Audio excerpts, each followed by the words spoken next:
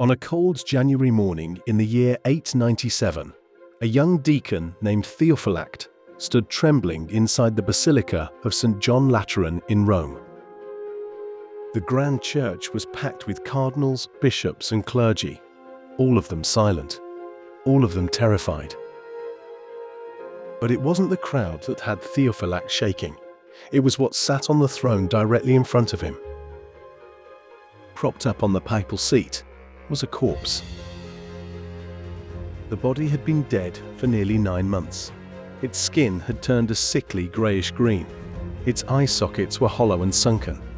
The stench of decay hung heavy in the air, so thick that several members of the clergy had covered their noses with their robes. And yet, this rotting cadaver was dressed in full papal vestments, complete with the ceremonial robes and the papal tiara sitting crooked on what remained of its head. This was the body of Pope Formosus, and today he was on trial. Theophylact had been assigned the impossible task of speaking on behalf of the dead man. He was supposed to answer questions directed at the corpse, to defend someone who could not defend himself. And standing across from him, pacing back and forth like a wild animal, was the man who had orchestrated this entire nightmare, Pope Stephen VI. Stephen's eyes were wide with fury as he screamed accusations at the lifeless body. His voice echoed through the basilica, bouncing off the marble walls. And as Theophylact watched in horror, he realized that this was not a trial. This was a spectacle of madness, and he was trapped right in the middle of it. But before we get into what happened inside that courtroom, if you're a fan of unknown historical stories, then you've come to the right place, because that's what we do here. So if that's something you're interested in, please subscribe to our channel and turn on all notifications so you don't miss any of our uploads. Okay, let's get into today's story. To understand how a dead pope ended up on trial, we need to go back several decades to when the man who would become Pope Formosus was just beginning his rise through the ranks of the Catholic Church. Formosus was born around the year 816 in Rome, during one of the most chaotic periods in European history. The great Carolingian Empire that Charlemagne had built was crumbling. Nobles and kings were fighting over territory. And the Catholic Church, which was supposed to be above all this political warfare, was instead right in the thick of it. Popes weren't just spiritual leaders anymore. They had become political power players, crowning emperors, forming alliances, and sometimes paying the ultimate price when they chose the wrong side. Formosus entered this dangerous world as a young priest, and from the very beginning he showed exceptional talent. He was intelligent, charismatic, and extremely effective at whatever task he was given. By 864, when he was in his late 40s, he had risen to become the Cardinal Bishop of Porto, a prestigious position that put him close to the center of papal power. Shortly after receiving this appointment, Pope Nicholas sent Formosus on a critical mission to Bulgaria. The Bulgarian king, Boris I, was considering converting his entire kingdom to Christianity, and the Pope wanted his best diplomat to seal the deal. Formosus traveled to Bulgaria and exceeded all expectations. He was so successful that King Boris actually requested that Formosus stay permanently and become the Archbishop of Bulgaria. This was an enormous honor, but it was also a problem. You see, church law at the time strictly prohibited bishops from transferring from one diocese to another. The church viewed a bishop's relationship with his diocese almost like a marriage. You couldn't just abandon one diocese to take charge of another, no matter how prestigious the new position might be. So the Pope had to deny King Boris's request and bring Formosus back to Rome. But here's where things started to get complicated. Some people in Rome began to suspect that Formosus had actually wanted the position in Bulgaria. They whispered that he was ambitious, that he was trying to build his own power base outside of Rome. And among those who grew suspicious of Formosus was the newly elected Pope John VIII. Pope John VIII was a paranoid man, and perhaps with good reason. The political situation in Italy was deteriorating rapidly, and John had made enemies everywhere. He began to view Formosus not as a valuable servant of the church, but as a potential rival for the papal throne itself. In 876, John VIII's fears boiled over. He accused Formosus of a long list of crimes. He claimed that Formosus had deserted his diocese without permission. He accused him of conspiring to steal the papacy. He even claimed that Formosus had been plotting against the emperor himself. Based on these accusations, John VIII stripped Formosus of his position, excommunicated him from the church, and forced him to flee Rome in disgrace. For the next several years, Formosus lived in exile in France. He was forbidden from performing any priestly duties. He was forbidden from ever returning to Rome. His career appeared to be completely destroyed. But then, in December of 882, something unexpected happened. Pope John VIII was murdered. According to historical accounts, when poison failed to work quickly enough, his assassins finished the job by bashing his head in with a hammer. It was a brutal end for a brutal pope. After John's death, the political winds shifted. The new pope, Marinus I, had a very different view of Formosus. He restored Formosus to his position as Bishop of Porto and welcomed him back to Rome. Over the next several years, under a succession of short-lived popes, Formosus's influence continued to grow.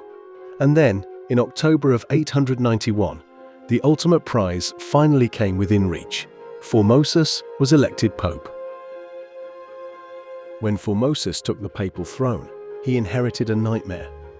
Italy was being torn apart by rival factions, and the most powerful of these was the House of Spoleto.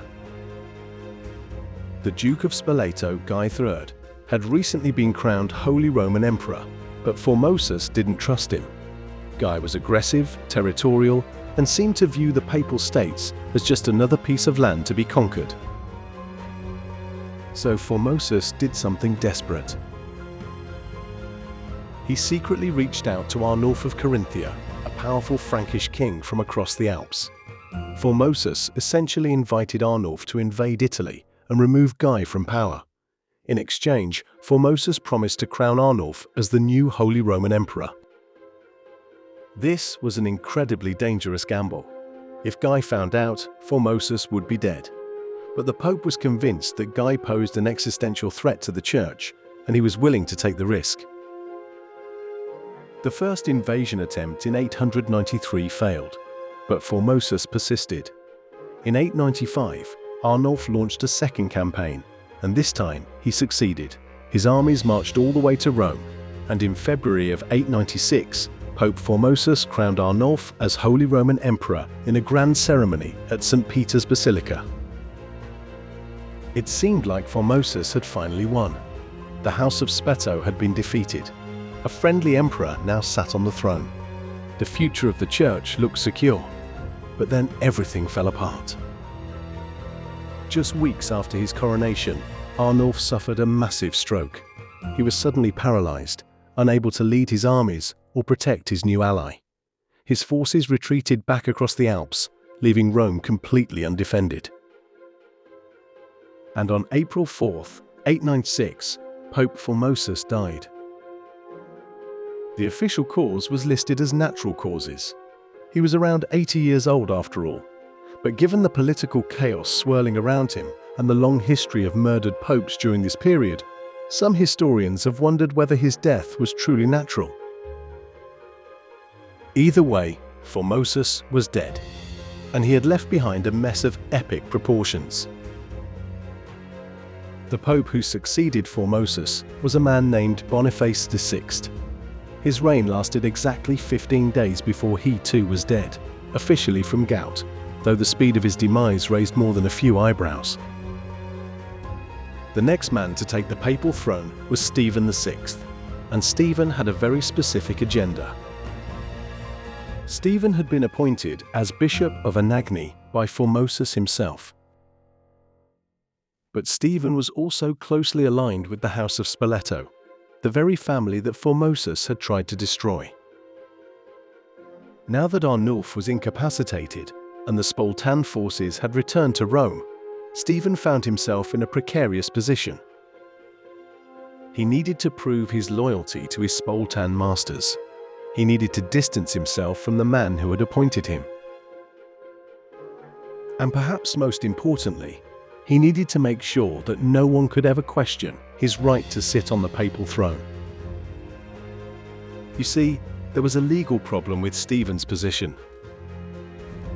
Church law said that a bishop could not transfer from one diocese to another. Stephen had been the Bishop of Anagni before becoming Pope. If Formosus' appointment of Stephen as bishop was valid, then Stephen's election as Pope might be considered illegal. But if Formosus' entire papacy could be declared invalid, then Stephen's appointment as bishop would also be invalid, which would actually make his election as Pope completely legal. It was twisted logic, but it gave Stephen all the justification he needed. In January of 897, roughly 9 months after Formosus had been laid to rest in St. Peter's Basilica, Pope Stephen VI gave an order that shocked even the hardened politicians of Rome. He commanded that the tomb of Pope Formosus be opened and the body exhumed. Workers descended into the crypt and pried open the stone sarcophagus. Inside, they found the decaying remains of the former pope. The body had been decomposing for 9 months in the Roman heat. What they pulled out was barely recognizable as human. But Stephen's instructions were specific. The corpse was to be dressed in full papal vestments. The papal tiara was to be placed on its head, and then the body was to be transported to the Basilica of St. John Lateran, where it would stand trial for crimes against the Church. The scene inside the Lateran Basilica on the day of the trial was something out of a horror story. The rotting corpse of Pope Formosus sat propped up on the papal throne at the front of the church. His vestments, once magnificent, now hung loosely on his decomposing frame. The smell was overwhelming. Several members of the clergy appeared physically ill. Pope Stephen VI stood before the corpse, his face twisted with rage. He had assembled the entire Roman clergy for this spectacle. Cardinals, bishops, priests, and deacons filled the pews, all of them watching in stunned silence as Stephen prepared to put a dead man on trial. The young deacon Theophylact had been assigned the impossible task of defending the corpse. He was supposed to speak for Formosus, to answer the accusations leveled against him. But what could he possibly say? The defendant was dead. The verdict had clearly been decided before the trial even began. Theophylact was not a defense attorney. He was a prop in a grotesque piece of theatre. Stephen began by reading the charges.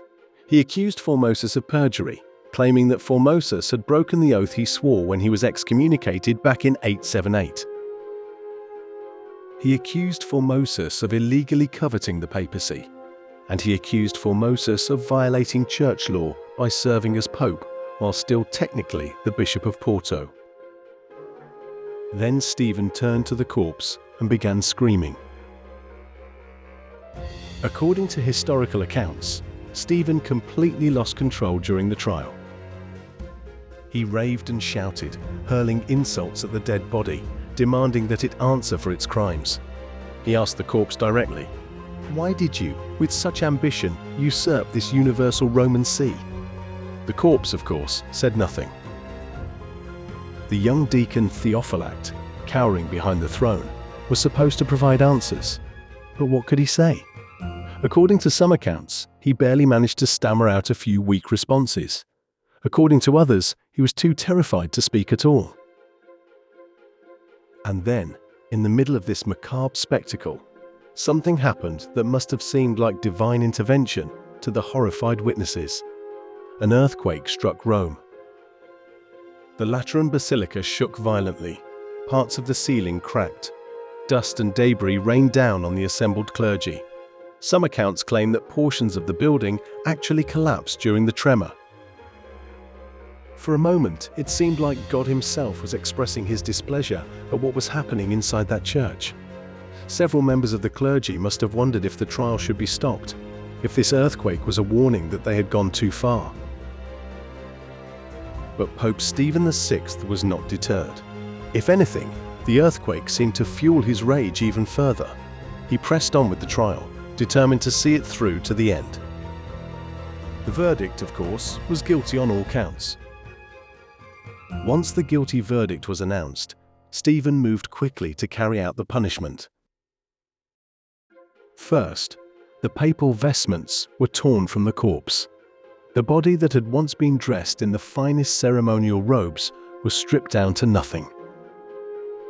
Then came the mutilation. Stephen ordered that the 3 fingers on Formosus's right hand, the fingers that popes used to give blessings and perform consecrations, be cut off. Workers stepped forward with knives and sawed through the decomposing flesh and bone until the fingers came free. The body was then dressed in the cheap clothes of a common peasant and dragged out of the Basilica. It was initially buried in a cemetery reserved for foreigners, the most shameful burial site possible for a former pope. But Stephen wasn't finished. A few days later, he ordered the body dug up again. This time, weights were attached to the corpse, and it was thrown into the Tiber River. In ancient Rome, the Tiber was where the bodies of the worst criminals were disposed of. It was the ultimate form of disgrace, a way of ensuring that someone would be denied a proper burial and forgotten forever.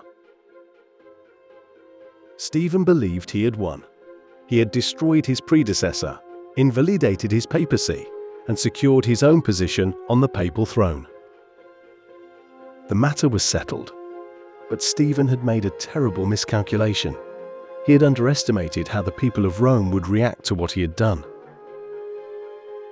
The Cadaver Synod, as it came to be known, was one of the most shocking events in the history of the Catholic Church, and the people of Rome were absolutely horrified by it.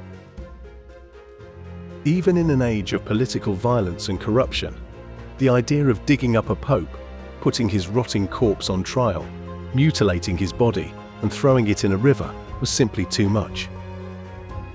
This wasn't politics. This was desecration. This was madness. Public opinion turned decisively against Pope Stephen VI. People whispered that he was insane, that he had been possessed by demons, that his actions were an offense against God himself. The earthquake that had struck during the trial was seen as a clear sign of divine displeasure. And then the rumors started. According to legend, Formosus's body washed up on the banks of the Tiber River shortly after it was thrown in.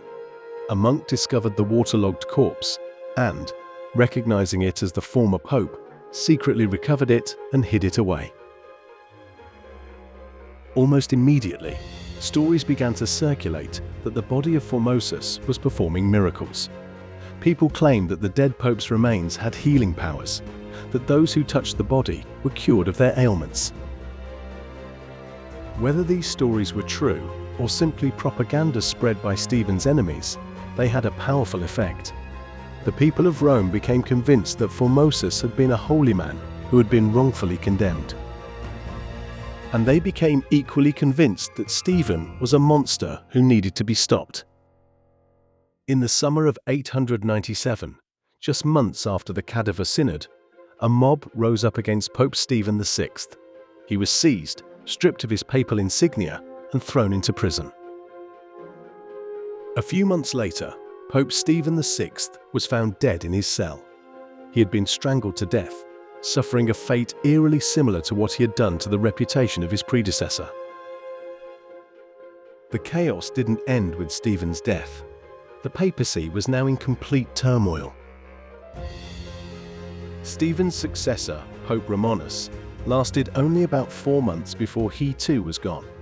The next pope, Theodore II, reigned for just 20 days. But in those 20 days, Theodore managed to do something significant. He convened a synod that officially annulled the Cadaver Synod. He declared that the trial of Formosus had been invalid.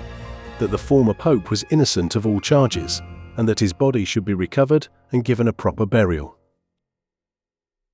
According to the accounts, Formosus's body, which had been hidden by the monk who recovered it from the river, was brought back to St. Peter's Basilica. It was dressed once again in papal vestments and reburied with full honors. The nightmare, it seemed, was finally over. Theodore also issued a decree that would have lasting consequences. He forbade any future trial of a dead pope. Never again would the Church put a corpse on trial. The Cadaver Synod would remain a unique and uniquely horrifying event in Church history. But even Theodore's decree couldn't fully heal the wounds that had been opened. In the years that followed, the papacy continued to be plagued by instability and violence. Popes rose and fell with alarming frequency. Some were murdered, some were imprisoned, some simply disappeared. The period from roughly 897 to 904 saw no fewer than 9 different popes, an average of about 1 per year. And the legacy of Formosus continued to be a point of contention. In 904, a man named Sergius III became pope. Sergius had actually been one of the judges at the original Cadaver Synod. He had supported Stephen VI's actions, and he had never changed his mind. Once he became pope, Sergius reversed the decisions of Theodore II and John IX. He declared that the Cadaver Synod had been valid after all, that Formosus had indeed been guilty, and that all the ordinations Formosus had performed were invalid. This created chaos throughout the Church, since many priests and bishops had been ordained by Formosus. If their ordinations were invalid, did that mean they weren't really priests? And what about all the sacraments they had performed? Were those invalid too? The questions multiplied endlessly. Eventually, later popes quietly set aside Sergius's rulings and allowed the matter to fade into history, but the damage had been done. The Cadaver Synod had exposed the papacy at its absolute worst, a period when the office of St. Peter had become nothing more than a prize to be fought over by corrupt politicians and power-hungry families. Today, the Cadaver Synod is remembered as one of the strangest and most disturbing events in the history of the Catholic Church. It marked the beginning of what historians call the Dark Age of the papacy, a period of roughly 60 years when the office was controlled by powerful Roman families who used murder, bribery, and manipulation to install their chosen candidates. The Basilica of St. John Lateran, where the trial took place, still stands in Rome today. It has been rebuilt and renovated many times over the centuries, but it remains the official cathedral of the Bishop of Rome. Visitors can walk through its grand halls without any idea of the horror that once took place within its walls. As for Pope Formosus, his final resting place remains unknown. His body was moved and reburied so many times during the chaos that followed his death that historians have lost track of where he ended up. Some say he remains in St. Peter's Basilica. Others say his remains were lost entirely. But perhaps that's fitting.